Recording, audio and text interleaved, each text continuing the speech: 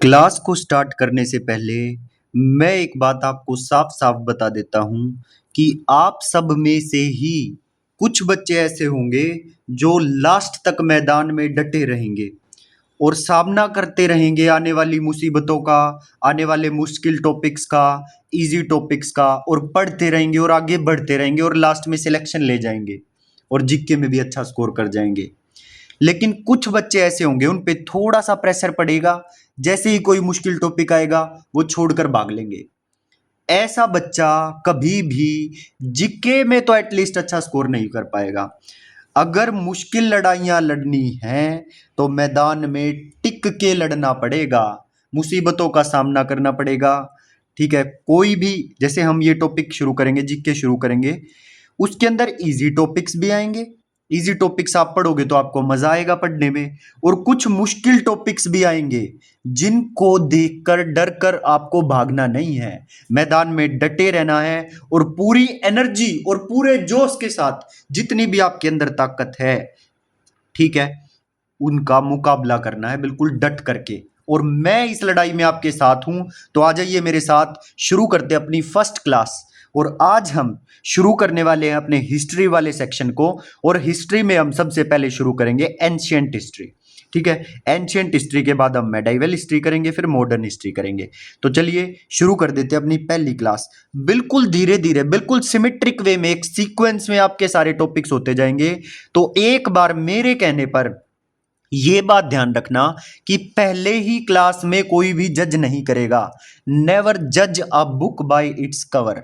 Cover से जज नहीं करना होता। 6-7 दिन मुझे देना, 6-7 दिन आराम से पढ़ के देखो, जो जो मैं बताता जाऊं सिर्फ वो करते जाना, ठीक है? जैसे जैसे मैं क्लास करवाता जाऊं वैसे वैसे करते जाना। हाँ, ऐसा हो सकता है कि आपको बहुत बड़े बड़े डिजिटल बोर्ड्स, कैमराज ये सब ना दिखाई पड़े, ठीक? बिल्कुल सिंपल सोबर अपनी कॉपी को नीचे रख के आपके सामने प्रेजेंट करूंगा और जो वैल्यू होगी वो मेरे बोलने की वैल्यू होगी, उसको बड़े ध्यान से सुनना और वीडियो को देखते रहना। और वैल्यू होगी मेरी गाइडेंस की। जैसे जैसे मैं आपको बताता जाऊं स्मार्टली हम जीके को, वैसे वैसे आप करते जाना, आप स्मार्टली टैकल कर जाओगे जीके को, ठीक है?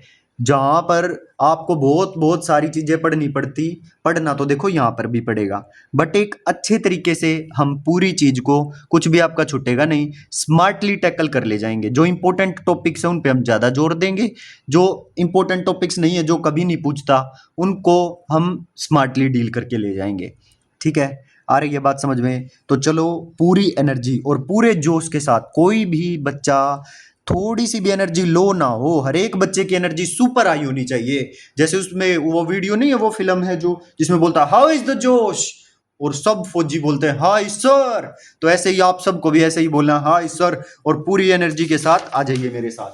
शुरू करते हैं काम को लेके प्रभु का नाम। सो देखो भाई, हम शुरू करने वाले हैं हिस्ट्री। तो सबसे पहले हमें ये जानना पड़ेगा कि ये जो हिस्ट्री वर्ड है ये आया कहाँ से है। तो एक ग्रीक वर्ड है हिस्टोरिया, जिसका मतलब होता है इंफॉर्मेशन और नॉलेज गैदर्ड बाय इन्वेस्टिगेशन। मतलब जो भी इंफॉर्मेशन, जो भी नॉलेज हमें मिली कुछ कुछ चीजों का इन्वेस्टिगेशन करके, उसको हम बोलते हैं हिस्टोरिया। और ये हिस्टोरिया क्या है? एक ग्रीक वर्ड है। क्लियर? अच्छा, ये जो ग्रीक वर्ड दिया, एक ग्रीक पर्सन हुए हेरोडोटस, इन्होंने किताब लिखी हिस्टोरिका। क्या किताब का नाम क्या है? हिस्टोरिका। और इन्हीं हेरोडोटस को बोला जाता है फादर ऑफ हिस्ट्री। ठीक है भाई प्रीति, कितना आसान है। हिस्ट्री की डेफिनेशन यहां से निकलने वाली है। अब हिस्ट्री जो है वो हमें ग्रीक वर्ड से मिला, हिस्टोरिया से, जिसका मतलब होता है इंफॉर्मेशन और knowledge gathered bye investigation. Clear? और एक ग्रीक पर्सन हुए हेरोडोटस, जिन्होंने बुक लिखी हिस्टोरिका, और इन्हीं हेरोडोटस को बोला जाता है फादर ऑफ हिस्ट्री। क्या बोला जाता है? Herodotus father of history. तो क्वेश्चन आएगा आपके सामने, who is the father of history? अगर फादर ऑफ हिस्ट्री पूछे सिर्फ तो बोलना हेरोडोटस। क्वेश्चन पूछेगा बताओ हेरोडोटस की किताब का क्या नाम है? किताब का नाम है हिस्टोरिका। बताओ हिस्ट्री जो है वो किस वर्ड से निकला है? हिस्टोरिया। बताओ ये हिस्ट्री ग्रीक वर्ड है, फ्रांस वर्ड है, अरेबिक वर्ड है, कैसा वर्ड है? तो ये ग्रीक वर्ड है हिस्टोरिया, इससे हिस्ट्री निकला है। क्लियर। तो यहां से इतनी बात आपको समझ में आ गई होगी। देखो शुरुआत कर रहे हैं बिल्कुल धीरे धीरे, आराम से, बिल्कुल प्यार से। Sources to know history. अब वे सोर्सेज क्या है जहां से हमें कोई चीज हिस्ट्री है या नहीं है पता कैसे चलेगा? क्या सोर्सेज होंगे जिनकी हेल्प से हम ये पता लगाएंगे ये चीज तो हिस्ट्री है और ये चीज हिस्ट्री नहीं है? तो दो चीजें होती हैं, एक तो होते हैं आर्कोलॉजिकल सोर्सेज और एक होते हैं लिटरेरी सोर्सेज। अच्छा, आर्कोलॉजिकल सोर्सेज के अंदर क्या क्या आएंगे सर? तो आर्कोलॉजिकल सोर्सेज के अंदर आएंगे इंस्क्रिप्शंस, कॉइन्स, कॉइन्स मतलब सिक्के, इंस्क्रिप्शंस मतलब अभिलेख। किसी किसी दीवार पे किसी शिला पर कुछ लिखा हुआ है या कहीं पर भी कुछ भी लिखा हुआ है तो उनको बोलते हैं इंस्क्रिप्शंस, अभिलेख। कॉइन्स जैसे किसी शिला पर लिखा हुआ, पत्थर पर लिखा हुआ है, ठीक है, तो वो सब इंस्क्रिप्शंस के अंदर आते हैं जिनको हिंदी में बोलते हैं अभिलेख। कॉइन्स सिक्के पर कुछ लिखा हुआ है ना। स्टैचूज मूर्तियां जो बनी हुई हैं। मोन्यूमेंट्स, मोन्यूमेंट्स मतलब जो स्मारक बने हुए हैं, जैसे कुतुब मीनार बना हुआ है ना, लाल किला बना हुआ है। तो ऐसी ऐसी कोई पुराने मोन्यूमेंट्स जो बने हुए हैं उनसे हमें पता चलता है हिस्ट्री के बारे में। तो सबसे पहले क्या बात हम डिस्कस कर रहे हैं? Sources to know history. हमें पता किन सोर्सेज से चलेगा कि ये चीज हिस्ट्री है और ये चीज हिस्ट्री नहीं है ना। तो क्या बताया भाई सुकीर्ति? हमने बताया है कि पहला सोर्सेज होगा आर्कोलॉजिकल सोर्सेज और दूसरा सोर्सेज कौन होगा? Literary sources. अच्छा सर, तो क्या हमें ये नाम याद रखने पड़ेंगे कि आर्कोलॉजिकल सोर्सेज में कौन कौन आएगा? बिल्कुल याद रखने पड़ेंगे भाई, तभी तो आप बता पाओगे कि आर्कोलॉजिकल सोर्सेज है या नहीं। तो ये जो चार पांच चीजें मैंने आपको बताई हैं यही होती हैं आर्कोलॉजिकल सोर्सेज के बीच में। कौन कौन? इंस्क्रिप्शंस यानी कि अभिलेख, कॉइन्स सिक्के, स्टैचूज मूर्तियां और मॉन्यूमेंट्स यानी कि कोई स्मारक। तो इन चीजों को हम बोलते हैं आर्कोलॉजिकल सोर्सेज। दूसरा लिटरेरी सोर्सेज। लिटरेरी मतलब लिटरेचर जैसा ये वर्ड नजर नहीं आ रहा आपको? लिटरेरी है ना।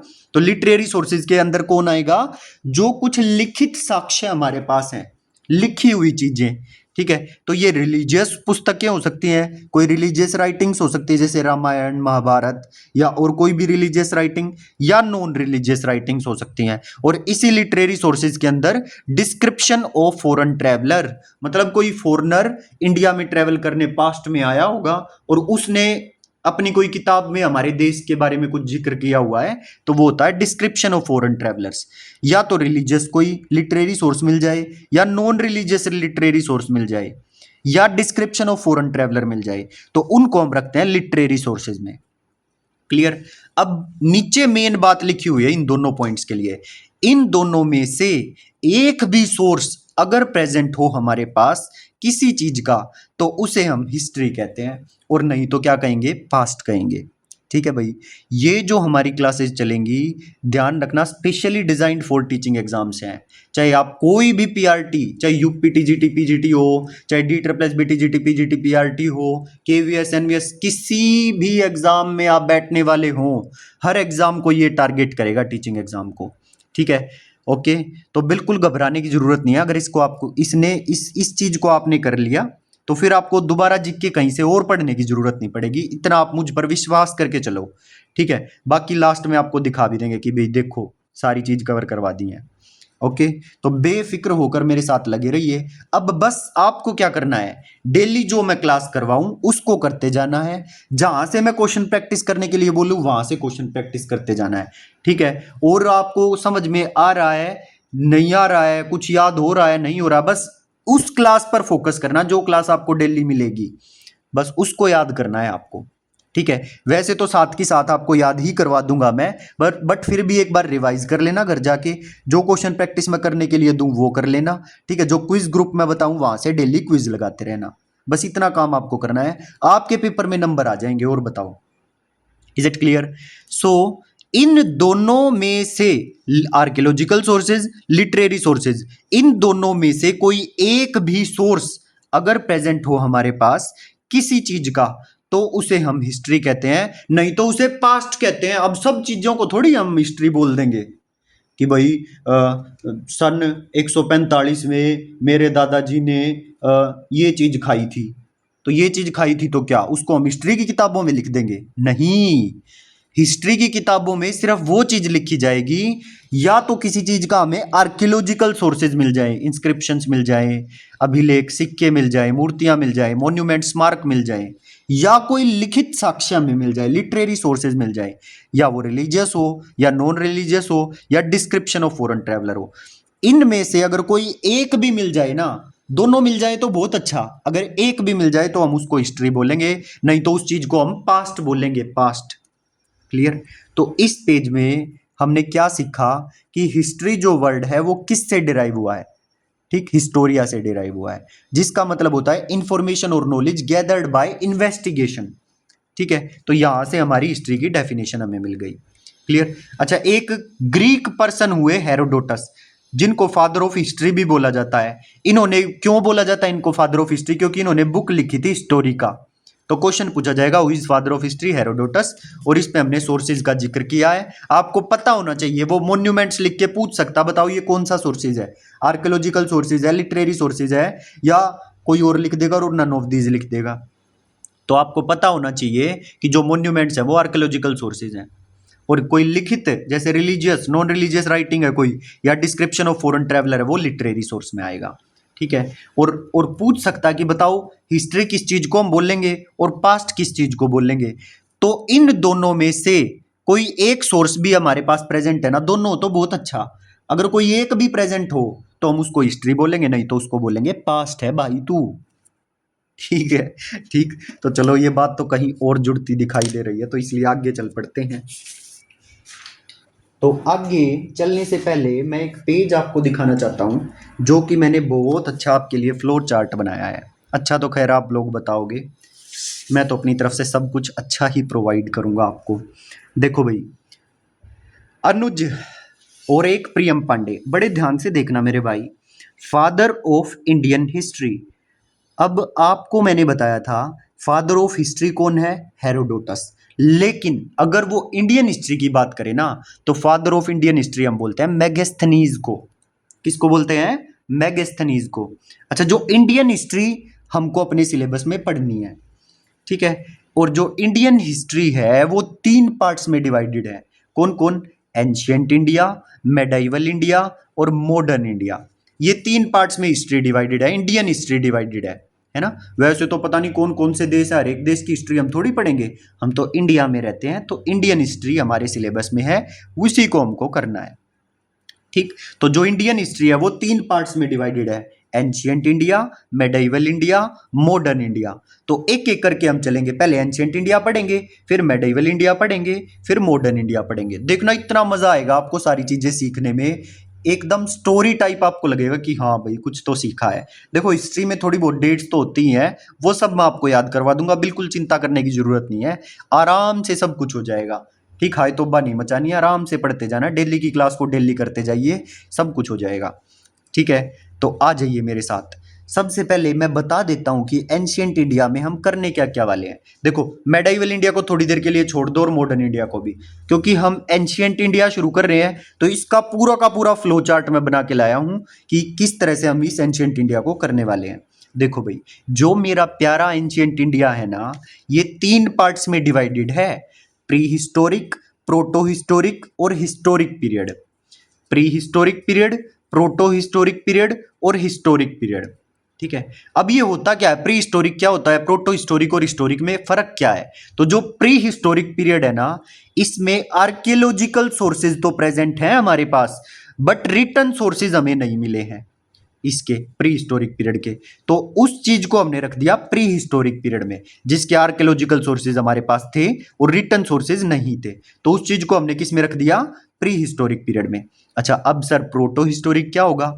जिसके हमारे पास आर्कियोलॉजिकल सोर्सेज भी हैं और लिटरेरी सोर्सेज भी प्रेजेंट है, बट इन साक्ष्यों को जो हमारे पास प्रेजेंट है ना, इनको हम पढ़ नहीं पाए हैं। ठीक है, जो राइटिंग्स हमें मिली हैं उन लिखित साक्ष्यों को पढ़ नहीं पाए हैं, तो उनको हमने रख दिया प्रोटो हिस्टोरिक पीरियड में।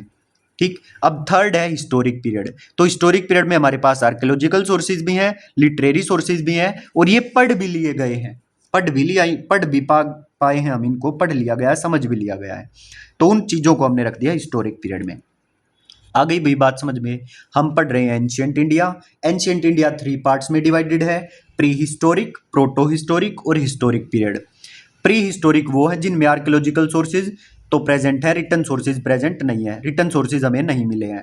प्रोटो हिस्टोरिक के अंदर आर्कियोलॉजिकल सोर्सेज भी प्रेजेंट है, लिटरेरी सोर्सेज भी प्रेजेंट है, बट इन लिखित साक्ष्यों को हम पढ़ नहीं पाए हैं। हिस्टोरिक पीरियड में दोनों प्रेजेंट है और दोनों पढ़ भी लिए गए।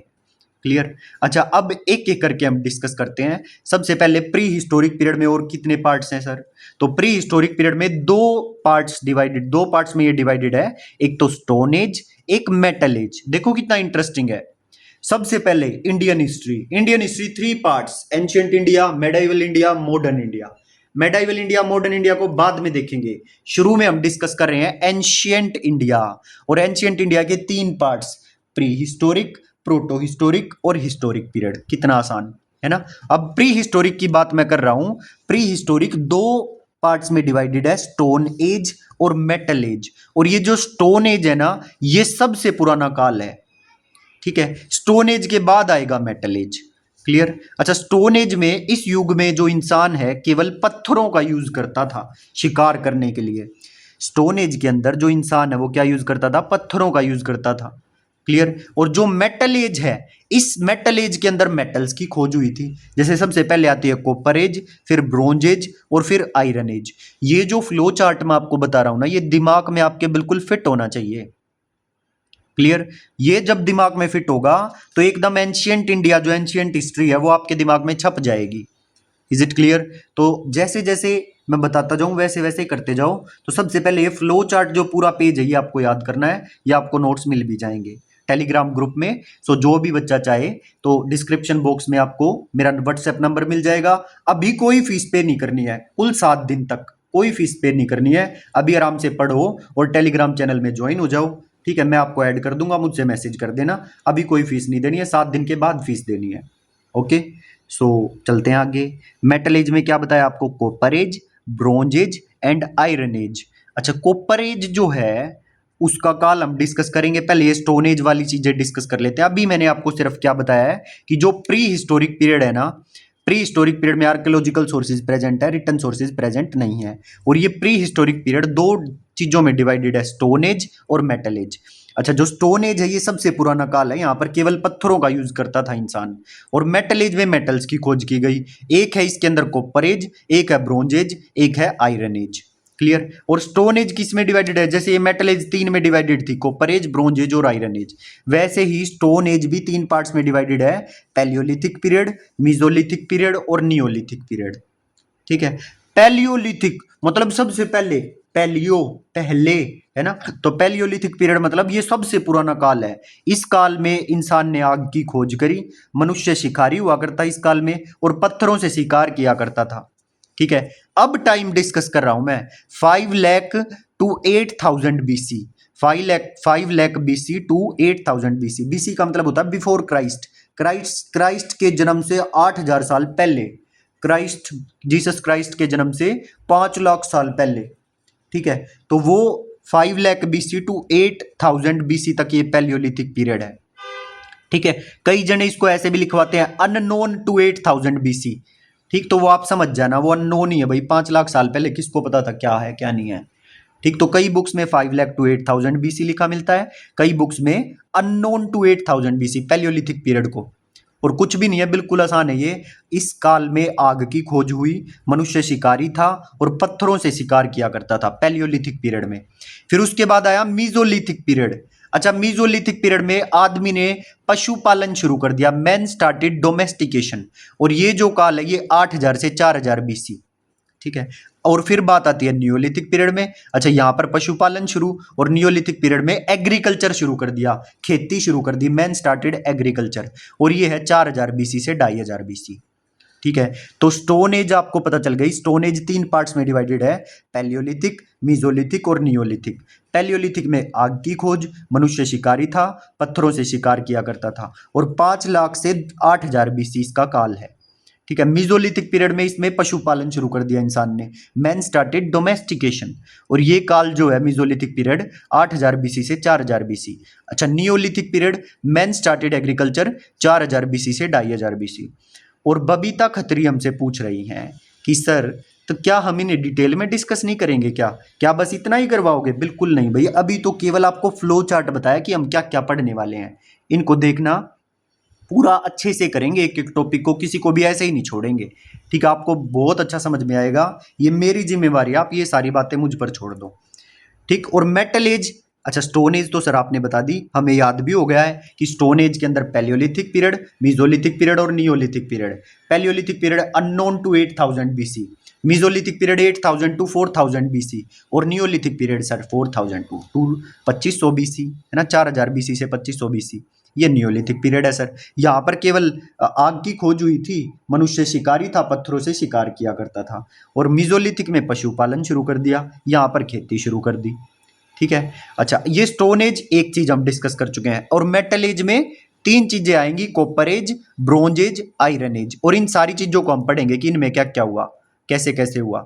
तो कॉपर एज जो है वो 3000 बीसी से 2000 बीसी के बीच में तांबा खोजा गया था, कॉपर खोजा गया था। अच्छा ब्रोंज, ब्रोंज कब खोजा गया, तो ब्रोंज जो है 2500 से 1750 बीसी के बीच में ब्रोंज की खोज हुई।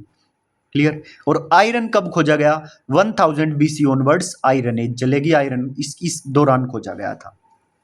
ठीक है भाई, आगे मेरी बात समझ में। तो हमने बात करी है प्री हिस्टोरिक पीरियड की, और प्री हिस्टोरिक पीरियड के दो भाग, स्टोन एज और मेटल एज। स्टोन एज के 3 भाग और मेटल एज के भी 3 भाग। स्टोन एज के 3 भाग क्या क्या है, पैलियोलिथिक, मीजोलिथिक, नियोलिथिक।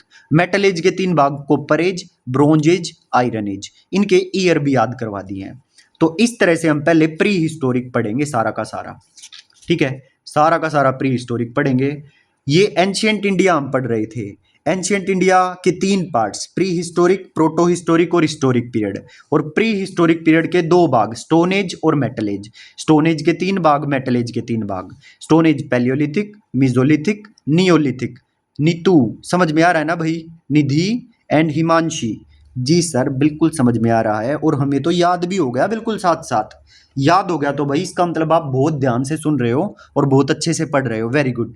देखो मेटल एज में कौन कौन है, 3 भाग इसके, copper age, bronze age, iron age. 3000 से 2000 बीसी, 2500 से 1750 बीसी, और 1000 बीसी ऑनवर्ड। और बीसी का मतलब है बिफोर क्राइस्ट, मतलब जो जीसस क्राइस्ट हुए उनके जन्म से इतने साल पहले, बिफोर, है ना। 3000 बीसी का मतलब है कि जो जीसस क्राइस्ट का जन्म हुआ उससे 3000 साल पहले, बिफोर क्राइस्ट।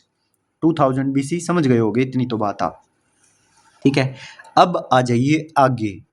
प्री हिस्टोरिक पूरा हम डिस्कस कर चुके हैं। अब प्रोटो हिस्टोरिक पीरियड कौन सा था सर, तो बताओ कौन सा था भाई, कौन बताएगा, दुर्गेश और सुकीर्ति, फटाफट बोलो। सर प्रोटो हिस्टोरिक वो था जिसमें आर्कोलॉजिकल सोर्सेज और लिटरेरी सोर्सेज दोनों प्रेजेंट हैं, लेकिन इसको हम पढ़ नहीं पाए हैं सर। लिटरेरी सोर्सेज को प्रेजेंट तो हैं, बट इस इनमें जो लिखा हुआ है ना उसको पढ़ नहीं पाए हैं, उसकी लिपि को कि क्या लिखा हुआ है, तो उसको हमने डाला था प्रोटो हिस्टोरिक पीरियड में। प्रोटो हिस्टोरिक पीरियड में हम क्या पढ़ेंगे, इंडस वैली सिविलाइजेशन एंड वैदिक सिविलाइजेशन, ये चीज हम पढ़ेंगे किसमें, प्रोटो हिस्टोरिक पीरियड में।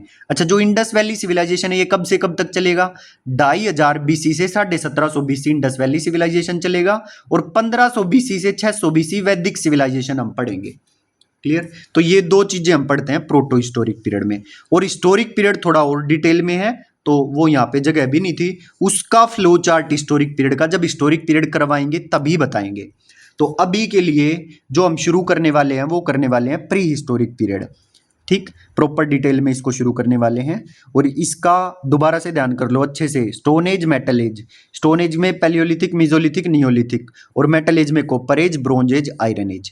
ये पूरा का पूरा हम डिस्कस करने वाले हैं, प्री हिस्टोरिक वाला सारा। ठीक, इसके खत्म होने के बाद प्रोटो हिस्टोरिक में इंडस वैली सिविलाइजेशन पढ़ेंगे और वैदिक सिविलाइजेशन पढ़ेंगे। ठीक है, इतना खत्म होने के बाद फिर हिस्टोरिक पीरियड जिसमें मौर्य काल, प्री मौर्यन पीरियड और पोस्ट मौर्यन पीरियड, वो हिस्टोरिक पीरियड में आता है, उसको फिर डिस्कस करेंगे। और इसी के साथ फिर हमारी एंशिएंट इंडिया खत्म हो जाएगी। क्लियर, तो एंशिएंट इंडिया हम शुरू कर रहे हैं भाई। ये पूरी एंशिएंट इंडिया का मैंने आपको एक ग्लिम्प्स दे दिया है। ठीक है, तो इसको अच्छे से याद कर लेना, नोट्स आपको टेलीग्राम ग्रुप में मिल जाएंगे।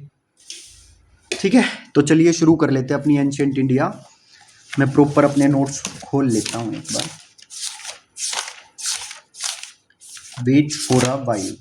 तो जो भी बच्चा हमारे साथ यहाँ तक जुड़ा हुआ है, मतलब कुछ तो आप कनेक्ट कर पा रहे हो अपने आप को हमसे। ठीक है, तो प्लीज़ वीडियो को लाइक और एक प्यारा सा कमेंट जरूर कर दीजिए, चाहे जैसा भी आपको समझ में आ रहा हो वैसा ही आप एक बार कमेंट जरूर कर दीजिए। ठीक है भाई, तो आ जाओ मेरे साथ, शुरू कर रहे हैं हम एंशिएंट इंडिया। ठीक है, आज की क्लास में जितना इंटरेस्टिंग इंटरेस्टिंग पार्ट है शुरू वहीं से करेंगे और सारे को ही इंटरेस्टिंग बना डालेंगे हम। देखो, इंटरेस्ट जो है ना वो खुद पैदा किया जाता है किसी भी टॉपिक को लेकर। अगर आप किसी भी टॉपिक को थोड़ा सा इंटरेस्ट लेके पढ़ोगे ना तो वो आपको अच्छा लगने लग जाएगा। ठीक है, और कितना भी अच्छा टॉपिक क्यों ना हो, अगर उसमें आप इंटरेस्ट नहीं लेके पढ़ोगे तो वो आपको अच्छा नहीं लगेगा। ठीक है, तो जो इंटरेस्ट होता है वो खुद से भी क्रिएट किया जाता है भाई, है ना। तो चलो बिल्कुल ऐसे ही पूरा इंटरेस्ट को सर क्रिएट कर डालेंगे। आ जाओ फिर कर डालोगे तो एंशिएंट इंडिया है। देखो, मैंने क्या बताया था, जो एंशिएंट इंडिया है वो तीन पार्ट्स में डिवाइडेड है। Pre historic period, proto historic period और हिस्टोरिक पीरियड। फिर जो प्री हिस्टोरिक पीरियड है ना वो दो पार्ट्स में डिवाइडेड था, स्टोन एज और मेटल एज। तो प्री हिस्टोरिक पीरियड हम कर रहे हैं और जिसमें स्टोन एज हमने शुरू कर दिया है। स्टोन एज के तीन पार्ट्स थे सर, पैलियोलिथिक, मीजोलिथिक और नियोलिथिक। तो सबसे पहले मैं पैलियोलिथिक करवा रहा हूं, जिसमें क्या था, अननोन से 8000 बीसी था, है ना। यहाँ पे इंसान ने क्या किया, आग का आविष्कार किया। मनुष्य इस काल में शिकारी था और मेन काम क्या था इंसान का, बस खाना इकट्ठा कर लो, कैसे भी खाना इकट्ठा करके रख लो, फूड गैदरिंग इसका मेन काम था इंसान का। और यहाँ पर जो टूल्स जिनसे वो शिकार किया करता था वो बेसिकली पत्थरों के बने होते थे, स्टोन्स के बने होते थे। पत्थरों से औजार बनाए, पत्थरों से, इस काल में पत्थरों से औजार बनाए गए। ठीक है, टूल्स किससे बनाए गए, औजार किससे बनाए गए, जिनसे वो शिकार किया करता था, वो स्टोन्स से बनाए गए। और उनके कुछ नाम हैं, जो औजार बनाए उनके कुछ नाम रखे गए हैं आज के टाइम पर। उस टाइम तो बेचारे को बोलना ही नहीं आता था इंसान को, ठीक है, लेकिन आज के टाइम में जो वो औजार मिले हैं ना पत्थरों वाले, तो उनके कुछ नाम रख दिए गए हैं। एक तो है हैंड एक्स, क्लीवर्स, स्क्रैपर्स। अब आपको इतनी जिज्ञासा अगर आपके मन में हो तो आप चैट जीपीटी में डालना कि हैंड एक्स दिखाओ कैसा नजर आता है, क्लीवर्स दिखाओ, स्क्रैपर्स दिखाओ, तो आप इनकी फोटो देख लेना, आपके माइंड में एकदम फिट हो जाएंगी सारी चीजें। ठीक है, तो वो पूछेगा बताओ पैलियोलिथिक पीरियड में कौन कौन से टूल्स, स्टोन्स के टूल्स जो इंसान ने बनाए थे, हैंड एक्स बनाया था, क्लीवर्स बनाए थे, स्क्रैपर्स बनाए थे, ऑल ऑफ दीज बनाए थे, तो ऑल ऑफ दीज बनाए थे। इस तरह से क्वेश्चन बना देता है, देखो इजी इजी से। ठीक है, अच्छा, जो पैलियोलिथिक पीरियड है इसके साक्ष्य कहाँ से मिले, एविडेंसेस कहाँ से मिले हमें, तो एक रिवर है बेलन रिवर, बेलन रिवर वैली से मिले हैं, सोहन रिवर वैली से मिले हैं, और नर्मदा रिवर, इसका नाम तो सबने सुना होगा भाई, देखो नर्मदा रिवर वैली से मिले हैं। ठीक है, अच्छा, कुछ गुफाएं हैं उनके अंदर कुछ पेंटिंग्स मिली हैं, केव पेंटिंग्स, जिसको बोलता है गुफा शैल चित्र। केव पेंटिंग्स मिली हैं जिनसे हमें पैलियोलिथिक पीरियड का पता चला है। और ये जो केव पेंटिंग्स है कौन सी जगह पे मिली हैं, इन भीमबेटका मध्य प्रदेश, भीमबेटका जगह का नाम है मध्य प्रदेश के अंदर, वहां पर कुछ गुफा शैल चित्र मिले हैं, है ना। गुफाओं में कुछ कुछ छपा मिला, कुछ कुछ लिखा मिला है, तो उसको बोला गया केव पेंटिंग्स, गुफा शैल चित्र। क्लियर, तो ये हो गया भाई पैलियोलिथिक पीरियड पूरा। तो दोबारा से इस पूरे को रिवाइज करवा देते हूँ पैलियोलिथिक पीरियड में। देखो मैंने आपको क्या बताया था, एंशियंट इंडिया जो है वो तीन पार्ट्स में डिवाइडेड है, प्री हिस्टोरिक, प्रोटो हिस्टोरिक और हिस्टोरिक। और प्री हिस्टोरिक जो है वो दो पार्ट्स में डिवाइडेड है, स्टोन एज, मेटल एज। तो हम स्टोन एज कर रहे हैं पहले, प्री हिस्टोरिक की स्टोन एज। अच्छा, स्टोन एज तीन पार्ट्स में डिवाइडेड, पैलियोलिथिक, मीजोलिथिक, नियोलिथिक। अच्छा, पैलियोलिथिक अननोन से लेकर 8000 बीसी, आग का आविष्कार, मनुष्य इस काल में शिकारी था, मेन काम था इंसान का फूड गैदरिंग, और टूल्स जो थे वो पत्थरों से बनाए गए इस काल में, जैसे हैंड एक्स, क्लीवर्स, स्क्रैपर्स। ठीक है, अच्छा, इस पैलियोलिथिक पीरियड के साक्ष्य कहां से मिले हमें, बेलन रिवर वैली से, सोहन रिवर वैली से और नर्मदा रिवर वैली से, यहां से हमें इनके साक्ष्य मिले हैं पैलियोलिथिक पीरियड के। और केव पेंटिंग्स से हमें साक्ष्य मिले हैं, जो कि भीमबेटका मध्य प्रदेश में गुफाएं हैं, वहां पर कुछ गुफा शैल चित्र मिले हैं, केव पेंटिंग्स मिले हैं, जिससे हमें पैलियोलिथिक पीरियड के बारे में पता चला है। ठीक है, बस इतनी सी बात आपको पैलियोलिथिक पीरियड में ध्यान रखनी है। हो गया, ओके। बेसिकली तो वो यही पूछ लेता है, बताओ सबसे पुराना काल कौन सा है, पैलियोलिथिक पीरियड। ऑप्शन में पैलियोलिथिक मिले तो पैलियोलिथिक बता देना, स्टोन एज लिखा मिले तो स्टोन एज लगा देना।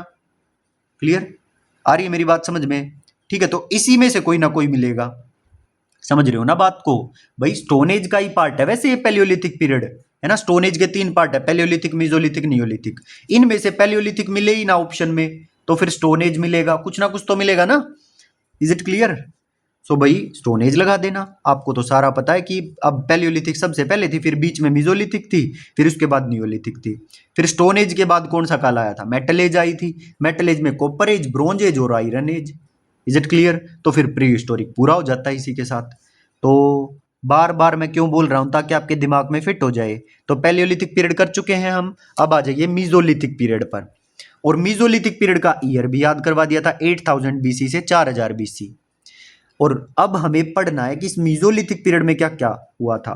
तो इस मीजोलिथिक पीरियड में आपको याद है, मैंने आपको बताया था कि मीजोलिथिक पीरियड में इंसान ने पशुपालन शुरू कर दिया था, डोमेस्टिकेशन शुरू कर दिया था, है ना। जी सर, बिल्कुल याद है। तो भाई कौन पढ़ेगा? फटाफट पढ़ो, राशि पढ़ के सुनाओ फटाफट।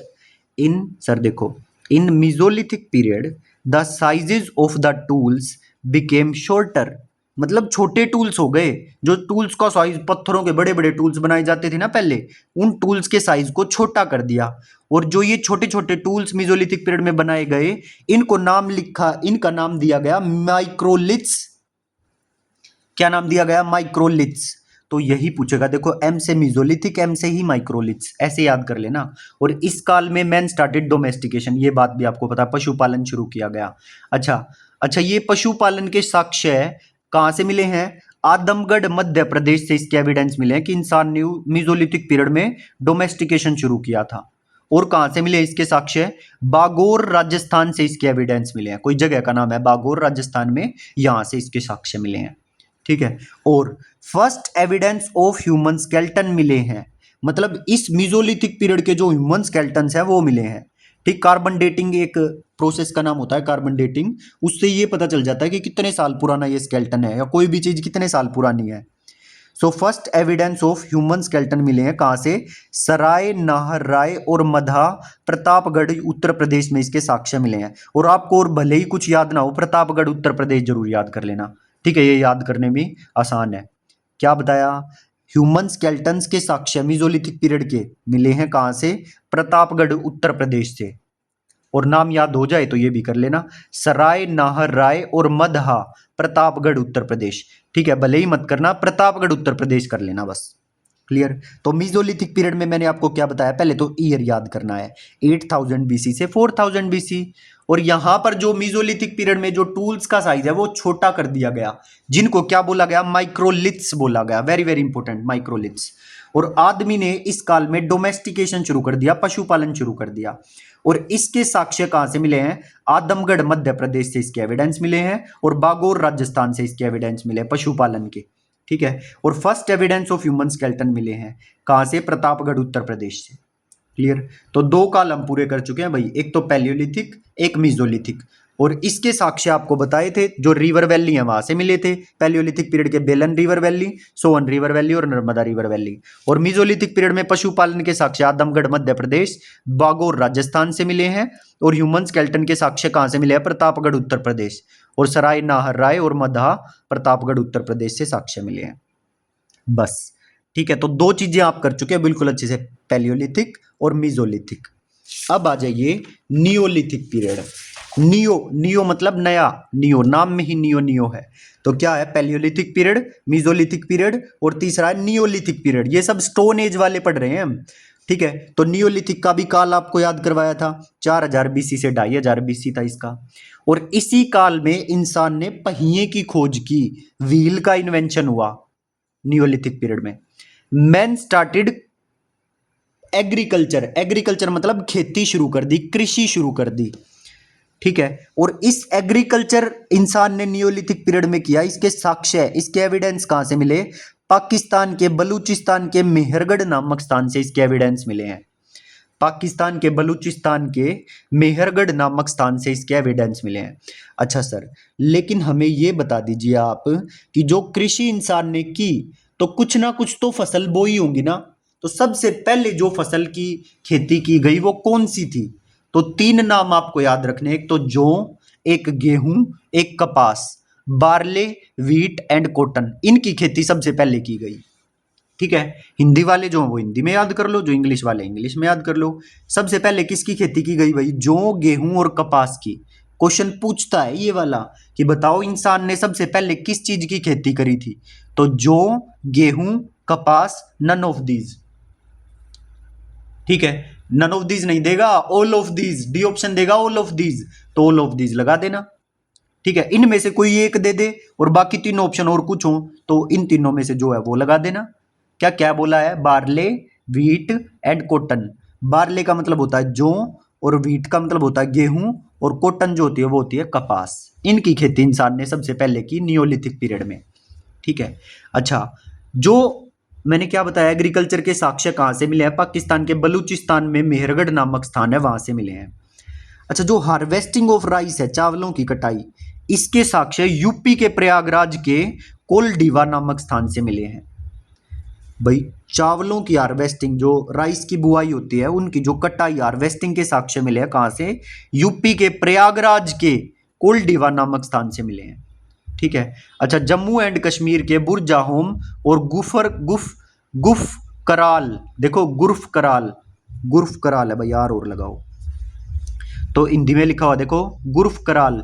जम्मू एंड कश्मीर के बुरजाहोम और गुर्फ कराल नामक स्थान से human skeletons along with the bones of dogs मिले हैं। मतलब जरूर जो डॉग है वो इंसान के साथ रहा होगा, है ना?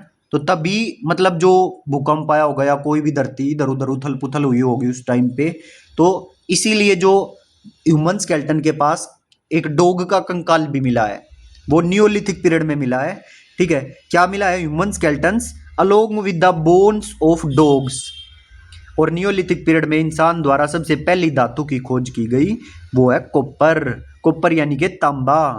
तो क्वेश्चन पूछेगा, बताओ सबसे पहली किस धातु की खोज की गई, किस मेटल की खोज की गई सबसे पहले? तो किसकी खोज की गई भाई? कॉपर की खोज की गई। तो पूरे नियोलिथिक पीरियड को मैं दोबारा से रिवाइज करवा देता हूं आपको बिल्कुल अच्छे से।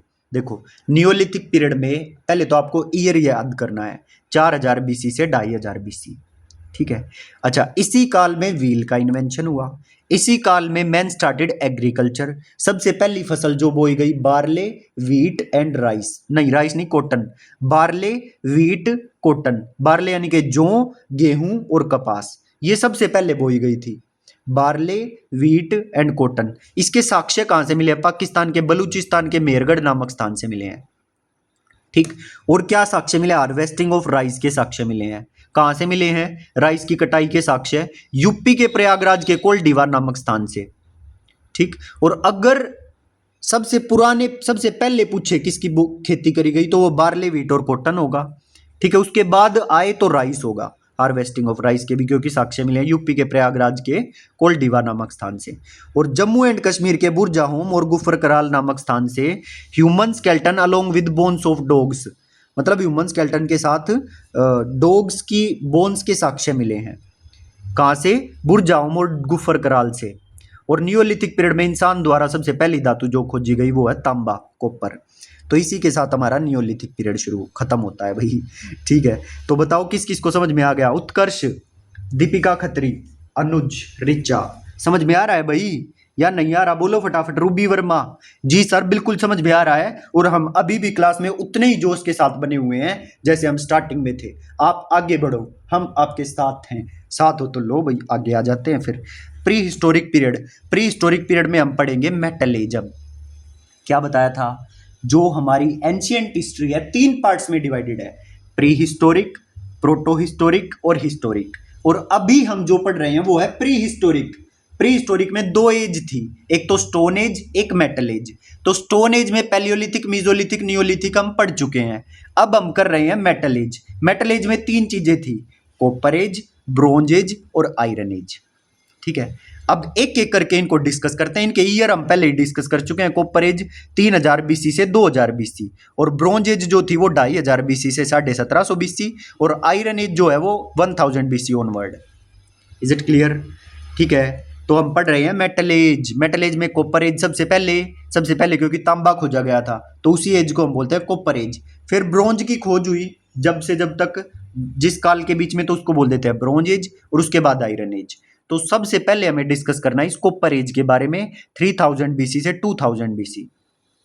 ठीक, तो इसके जो एविडेंस है भाई, ये नॉर्थ इंडिया में गंगा एंड यमुना वैली के दोआब क्षेत्र में मिले हैं। और मिला क्या है, हमें कुल्हाड़ी मिली एक, और मूर्तियां प्राप्त हुई कॉपर की। ठीक, और सबसे ज्यादा जो यूज है इस कॉपर का, इस तांबे का किन्होंने किया, by people of Harappa civilisation. और ये Harappa civilisation Indus valley civilisation का पार्ट है, और इसको हम पूरा अच्छे से डिटेल में पढ़ेंगे। दोबारा समझो कॉपर एज के अंदर आपको क्या क्या ध्यान रखना है। पहले तो ईयर ध्यान रखना है, 3000 बीसी से 2000 बीसी। ठीक है, अच्छा, जो कॉपर एज है इसके एविडेंस नॉर्थ इंडिया में गंगा एंड यमुना वैली में दोआब जो क्षेत्र है, जहां पर ये दोनों नदियां मिलती हैं, जहां पर जो दोआब क्षेत्र है वहां पर कुल्हाड़ी एवं मूर्तियां प्राप्त हुई हैं इस कॉपर की बनी हुई। और सबसे ज्यादा यूज इस तांबे का किसने किया, हड़प्पन सिविलाइजेशन के लोगों ने किया। ठीक है, बस इतनी ही बात। तो कॉपर एज के साक्ष्य कहां से मिले, गंगा एंड यमुना दोआब क्षेत्र में। क्या मिला, कुल्हाड़ी और मूर्तियां मिली तांबे की बनी हुई। और सबसे ज्यादा यूज कॉपर का किसने किया, हड़प्पन सिविलाइजेशन के लोगों ने किया। ईयर क्या है कॉपर एज का, 3000 बीसी से 2000 बीसी। Is it clear. अब हम पढ़ रहे हैं ब्रोंज एज। ब्रोंज एज का ईयर आपको याद ही है, 2500 बीसी से 1750 बीसी। अब हड़प्पन सिविलाइजेशन वालों के पास कॉपर तो था ही, तो हड़प्पन सिविलाइजेशन वालों ने क्या किया, गलती से टिन मिला दिया। हड़प्पन सिविलाइजेशन वालों ने ही टिन मिलाकर, टिन बोलते हैं ना, टिन, टिन एक वो मेटल होता है, तो कॉपर के अंदर, तांबे के अंदर टिन मिलाकर क्या बना दिया, ब्रोंज बनाया था। तो हड़प्पन सिविलाइजेशन को ही ब्रोंज एज सिविलाइजेशन भी बोला जाता है। ठीक है, हड़प्पा वालों ने ही टिन मिलाकर कॉपर में ब्रोंज बनाया था, सो हड़प्पा सिविलाइजेशन को ब्रोंज एज सिविलाइजेशन भी बोला जाता है। ठीक है, अच्छा, इसके साक्ष्य कहां से मिले, मोहनजोदड़ो जो एक हड़प्पन साइट है, मोहनजोदड़ो प्रसिद्ध स्थल है हड़प्पन सिविलाइजेशन का, यहां से हमें प्राप्त हुई स्टैचू ऑफ डांसिंग गर्ल। और ये जो स्टैचू ऑफ डांसिंग गर्ल थी, ये ब्रोंज से बनी हुई थी, ब्रोंज से, है ना, ब्रोंज मेडल जो होता है आपने ओलंपिक में सुना होगा। तो ये जो स्टैचू ऑफ डांसिंग गर्ल थी किससे बनी हुई थी, ब्रोंज से। और क्वेश्चन ये पूछा जाएगा, बताओ कौन सी सिविलाइजेशन वालों ने टिन में, कॉपर में टिन मिलाकर ब्रोंज का निर्माण किया था, तो हड़प्पन सिविलाइजेशन वालों ने किया था। दूसरा क्वेश्चन क्या पूछा जाएगा, बताओ कॉपर में क्या चीज मिलाकर ब्रोंज का निर्माण किया गया था, कॉपर में क्या मिलाकर ब्रोंज को बनाया गया था, तो टिन मिलाकर बनाया गया था। ठीक है, ब्रोंज एज कब से कब तक रही, तो ब्रोंज एज 2500 बीसी से 1750 बीसी ब्रोंज एज चली। ठीक, अच्छा, तो ये बताओ कि जो ब्रोंज एज है वो हड़प्पन सिविलाइजेशन की किस साइट से हमें स्टैचू ऑफ डांसिंग गर्ल मिला है, मोहनजोदड़ो से मिला है। या ये भी पूछ सकता, बताओ मोहनजोदड़ो में क्या मिला हमें, ब्रोंज, ब्रोंज से बना हुआ, तो स्टैचू ऑफ डांसिंग गर्ल मिली है जो ब्रोंज से बनी हुई थी। तो पूरी की पूरी ब्रोंज एज दोबारा बोल रहा हूँ, 2500 से 1750 बीसी। हड़प्पा वालों ने ही कॉपर में टिन मिलाकर ब्रोंज का निर्माण किया था। अच्छा, हड़प्पन सिविलाइजेशन में ही ये बनाया गया ब्रोंज, तो इसलिए हड़प्पन सिविलाइजेशन को ब्रोंज एज सिविलाइजेशन भी कहा जाता है। अच्छा, मोहनजोदड़ो हड़प्पन सिविलाइजेशन का एक प्रसिद्ध स्थल है, तो इसी मोहनजोदड़ो से प्राप्त हुई स्टैचू ऑफ डांसिंग गर्ल। और ये किस चीज की बनी हुई थी, ब्रोंज की बनी हुई थी। Is it clear. ठीक है, अब लास्ट हमारी जो बचती है आयरन एज। आयरन एज, ये ईयर आपको याद ही है, 1000 बीसी ऑनवर्ड्स। इसमें आयरन एज है तो जरूर आयरन का आविष्कार हुआ होगा। ठीक है, तो एशिया माइनर टर्की में 1500 बीसी में ही आयरन को खोज लिया गया था। ठीक है, 1500 बीसी में ही आयरन को खोज लिया गया था। लेकिन जो इंडिया में 1000 बीसी में इंडिया में आयरन को खोजा गया, तो फर्स्ट एविडेंस आयरन के कहां से मिले हैं, अतरंजी खेड़ा इट्टा यूपी से मिले हैं। अतरंजी खेड़ा इट्टा यूपी से आयरन के साक्ष्य मिले हैं। तो तीनों चीजें बता रहा हूं, साक्ष्य है, कॉपर के साक्ष्य है, गंगा और यमुना दोआब क्षेत्र में कुल्हाड़ी और मूर्तियां मिली हैं कॉपर की बनी हुई। और सबसे पहले इस कॉपर का यूज किसने किया था, हड़प्पन सिविलाइजेशन वालों ने। दूसरा, या ब्रोंज एज जो है वो, इसके साक्ष्य कहां से मिले हैं, इसके साक्ष्य मोहनजोदड़ो से प्राप्त हुए हैं। प्रसिद्ध स्थल है मोहनजोदड़ो, यहां पर से स्टैचू ऑफ डांसिंग गर्ल मिली है ब्रोंज की बनी हुई। और आयरन के साक्ष्य कहां से मिले हैं, अतरंजी खेड़ा इट्टा यूपी से मिले हैं आयरन के साक्ष्य। क्लियर।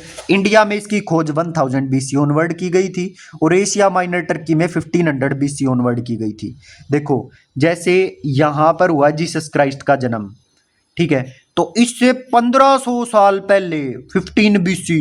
तो इसका मतलब ये जो 15 BC है ये पुराना काल है। और फिर 1000 BC तो यहाँ का ही रहा होगा। तो इसका मतलब जो 1000 BC है जहां पर इसमें इंडिया में आयरन की खोज हुई, तो 1000 BC पहले का काल है और 1500 BC पुराना काल है। समझ गए ना? तो इतनी बात आई होप समझ पा रहे होंगे। मैथ्स के स्टूडेंट भी हैं यहाँ और भी सारे सब्जेक्ट्स के स्टूडेंट हैं, तो इसलिए ये बात बतानी पड़ती है। Is it clear? तो केवल आयरन एज में इतना ही है कि 1000 BC ऑनवर्ड्स आयरन का आविष्कार इंडिया के अंदर हुआ। एशिया माइनर टर्की में आयरन का आविष्कार 1500 BC में ही कर लिया गया था, लेकिन इंडिया में 1000 BC ऑनवर्ड्स हुआ है। ठीक है, और इसके जो साक्ष्य हैं वो अतरंजी खेड़ा इट्टा यूपी से मिले हैं। ठीक, तो आज की क्लास में हमने क्या डिस्कस किया? प्री हिस्टोरिक पीरियड डिस्कस किया। प्री हिस्टोरिक दो पार्ट्स में डिवाइडेड था, स्टोन एज और मेटल एज। स्टोन एज में तीन चीजें थी, पैलियोलिथिक, मीजोलिथिक, नियोलिथिक। ठीक है, पैलियोलिथिक पीरियड जो था इसके साक्ष्य सोहन रिवर वैली, बेलन river valley, Narmada river valley से मिले थे। ठीक है, पैलियोलिथिक पीरियड के। अच्छा, उसके बाद मीजोलिथिक पीरियड जो था उसके जो साक्ष्य थे वो बताओ कहाँ कहाँ से मिले थे? बोलो भाई, सारी चीजें बताई तो हुई हैं। जो डोमेस्टिकेशन है उसके साक्ष्य आदमगढ़ यूपी से मिले थे, है ना? पशुपालन के आदमगढ़ यूपी से मिले थे और बागोर राजस्थान से मिले थे। और first evidence of human skeleton कहाँ से मिला था? प्रतापगढ़ यूपी, सराय नाहर राय, मदहा और प्रतापगढ़ यूपी से। ये मीजोलिथिक पीरियड था। अच्छा, जो नियोलिथिक पीरियड है, इंसान ने एग्रीकल्चर शुरू कर दिया। इसके साक्ष्य पाकिस्तान के बलूचिस्तान के मेहरगढ़ नामक स्थान से मिले थे। ठीक है, हार्वेस्टिंग ऑफ राइस के साक्ष्य यूपी के प्रयागराज के कोलडीवा नामक स्थान से। और जो डॉग के साथ इंसान का स्केल्टन मिला था वो नियोलिथिक पीरियड का है, जम्मू एंड कश्मीर के बुरजाओम और गुफर कराल नामक स्थान से human skeleton along with bones of dog. ठीक है, और नियोलिथिक पीरियड में इंसान द्वारा सबसे पहली धातु जो खोजी गई वो थी तांबा, कॉपर। ठीक, उसके बाद आपको बताया pre historic period. Pre historic period में हमने मेटल एज, स्टोन एज तो पढ़ ली, तीन चीजें। अब प्री हिस्टोरिक पीरियड में फिर डिस्कस की मेटल एज। मेटल एज में तीन चीज, कॉपर एज, ब्रोंज एज और आयरन एज। कॉपर एज के साक्ष्य गंगा और यमुना दोआब क्षेत्र, कुल्हाड़ी और मूर्तियां प्राप्त हुई। सबसे ज्यादा यूज हड़प्पन सिविलाइजेशन वालों ने किया। ब्रोंज एज के साक्ष्य Mohenjodaro, statue of dancing girl जो ब्रोंज की बनी हुई थी। और आयरन एज के साक्ष्य अतरंजी खेड़ा इट्टा यूपी से मिले, अतरंजी खेड़ा इट्टा यूपी से। ठीक है भाई, ओके। और ये तो आपको पता ही है, इंडिया में 1000 BC ऑनवर्ड और एशिया माइनर टर्की में 1500 BC ऑनवर्ड इसकी खोज हुई। अच्छा, जो ब्रोंज एज थी 2500 से 1750 BC, और हड़प्पन सिविलाइजेशन वालों ने ही कॉपर में टिन मिलाकर ब्रोंज बनाया था, तो इसीलिए हड़प्पन सिविलाइजेशन को ब्रोंज एज सिविलाइजेशन भी कहा जाता है। और हड़प्पन सिविलाइजेशन की एक साइट है मोहनजोदड़ो, यहाँ से एक स्टैच्यू ऑफ डांसिंग गर्ल प्राप्त हुई है जो ब्रोंज की बनी हुई थी। सारी चीजें आपको पढ़ा दी हैं। ठीक है, तो मैं आपको दिखा देता हूं कि हम क्या क्या चीज कवर कर चुके हैं। ये थी भाई, ये थी इंडियन हिस्ट्री। एंशियंट इंडिया हम पढ़ रहे हैं। Pre historic, proto historic, historic period है। हम प्री हिस्टोरिक पढ़ रहे थे। इसमें आर्कोलॉजिकल सोर्सेज मिलते हैं, रिटन सोर्सेज नहीं मिले। ठीक है, तो ये प्री हिस्टोरिक काल था। ये दो पार्ट्स में डिवाइडेड था, स्टोन एज, मेटल एज। अच्छा, इस युग में इंसान केवल पत्थरों का यूज करता था। Metal age, copper age, bronze age, iron age, ये सारे ईयर्स हमने कर लिए थे। तो स्टोन एज भी हमने किया, पैलियोलिथिक, मीजोलिथिक, नियोलिथिक, और मेटल एज भी हमने कर लिया है। Is it clear? ठीक है, तो अब जो आगे चलेगा वो चलेगा प्रोटो हिस्टोरिक पीरियड, जिसमें आर्कोलॉजिकल सोर्सेज भी हैं, लिटरेरी सोर्सेज भी हैं, लेकिन इन लिखित साक्ष्यों को हम पढ़ नहीं पाए हैं। ठीक है, पढ़ नहीं पाए हैं। और इसके अंदर हम प्रोटो हिस्टोरिक पीरियड के अंदर हम क्या क्या पढ़ते हैं? एक तो इंडस वैली सिविलाइजेशन पढ़ते हैं, इसको ही हड़प्पन सिविलाइजेशन भी बोला जाता है, जिसका ईयर है 2500 BC से 1750 BC। और इसके अंदर हम वैदिक सिविलाइजेशन को पढ़ते हैं। ठीक है, जिसमें वैदिक सिविलाइजेशन पढ़ेंगे। ठीक है, और इसके अंदर ही बुद्धिज्म और जैनिज्म को भी पढ़ा जाएगा। ये 1500 BC से 600 BC वैदिक सिविलाइजेशन पढ़ी जाएगी। उसके बाद हिस्टोरिक पीरियड पढ़ाया जाएगा, जिसमें दोनों चीजें, और हमने इन चीजों को, लिटरेरी सोर्सेज को पढ़ भी लिया है, जिसमें हम pre Mauryan period, Mauryan period और पोस्ट मोरियन पीरियड हम इसके अंदर पढ़ेंगे। क्लियर? तो आज एक पार्ट आपका कंप्लीट करवा दिया, पूरा का पूरा प्री हिस्टोरिक पीरियड, पूरा का पूरा प्री हिस्टोरिक पीरियड। तो आपके पास कोई भी पुरानी कोई किताब हो, इसकी जैसे पिनेकल हो, कोई किरण पब्लिकेशन की हो, तो उससे आपको जो डिटेल उसमें गिवन होती है ना, वो डिटेल नहीं पढ़नी है।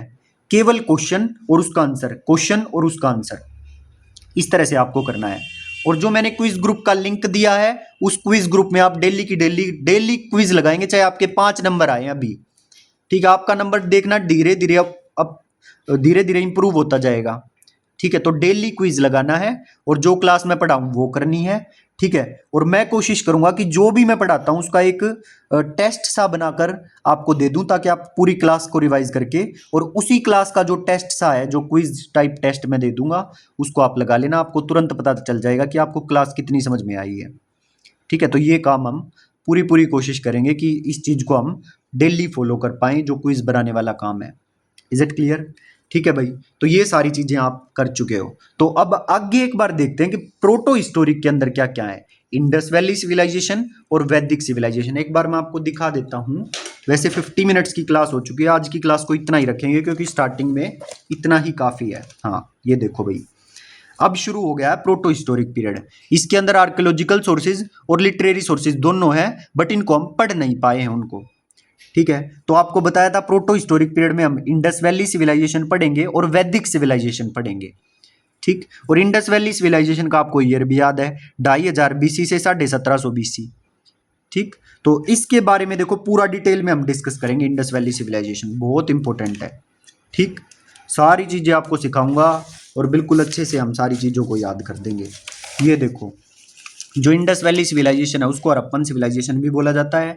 और इसकी साइट्स हैं, अलग अलग साइट्स हैं। जैसे जो हड़प्पन सिविलाइजेशन की अलग अलग साइट्स जहाँ पे हड़प्पन सिविलाइजेशन के साक्ष्य मिले हैं, तो उनको अलग अलग नाम दे दिए गए हैं। जैसे हड़प्पा, मोहनजोदड़ो, सूतका गंडोर, चनुदड़ो, रोपड़, कालीबंगा। ये कब खोजी गई, कौन सी नदी के किनारे खोजी गई, किसने खोजा, ये सारी बातें आपको मैं याद करवाऊंगा, बिल्कुल चिंता वाली कोई बात नहीं है, ठीक है। तो आज की क्लास जिस जिसको भी जैसी भी समझ में आई हो भाई, तो आपसे यही रिक्वेस्ट है कि कमेंट जरूर करके जाएं, ठीक है, ताकि हमारी भी जो रीच है इस वीडियो की वो और भी थोड़ी सी बढ़ सके, ठीक है। सो सारे बच्चे वीडियो को लाइक करेंगे, कमेंट करेंगे, ओके। और जितना मैंने पढ़ाया उसको अच्छे से पढ़ के आएंगे, ठीक है।